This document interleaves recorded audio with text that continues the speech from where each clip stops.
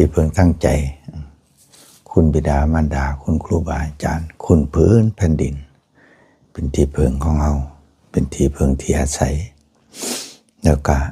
วางแผนชีวิตให้ดีๆ วางแผนชีวิตหมายถึงว่าทุกสิ่งทุกอย่างต้องใคร่ควรก่อนต้องใคร่ควรอย่างนี้เป็นต้นก็มาคงปะปนนั่นแหละเพราะหลวงพ่อก็จริงๆหลวงพ่อก็ส่วนมากหลวงพ่อใส่ชีวิตแบบตอนบวชก็อยู่ภาคกลางนานแล้วก็อยู่ตอนก่อนหน้านั้นก็จริงๆก็ถนัดภาษาไทยพร้อมก็เลยเป็นประมาณว่าน้องพ่อเบาเล่าเมืองอุบลแต่มันก็สิมาออกเป็นภาษากลางแน่เป็นเรื่องธรรมดาชีวิตของคนเฮานี่เนาะกันสมมุติเอาตามอารมณ์เอาความคิดจริงๆเนี่ยมันล้มเหล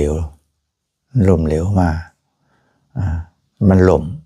มครั้งแล้วครั้งเล่าในชีวิตของเราในชีวิตของแต่ละคนด้วยกัน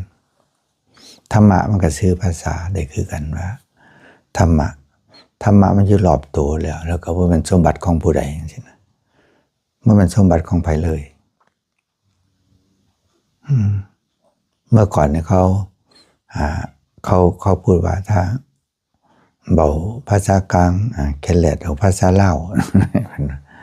แต่หลวงพ่อน่าจะเป็นคันเบาลาวกับแคลดเป็นแคลดนะแคลดนะ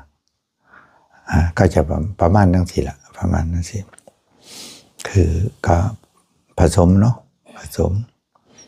คงไม่ก็บ่ได้ไปผสมอังกฤษอังก่อยอังเช่นระวังความเบาซื้อกันเข้าใจแล้วก็น้องพ่อว่าต้องติดตามเมืองอารมณ์เจ้าของเนี่ยแต่ว่าภาษาลูกทุ่งบ้านเฮานั่นก็ง่ายๆแล้วก็หมายถึงว่าเผ็ดของเจ้ามันเผ็ดจังซี่มันมีรสชาตินั่นแหละมันก็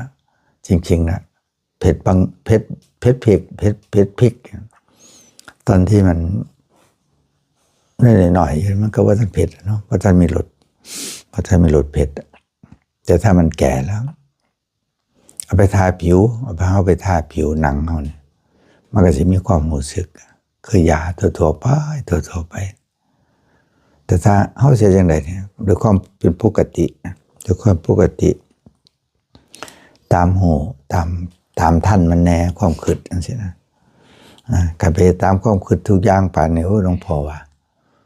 ลำบากเลยลำบาก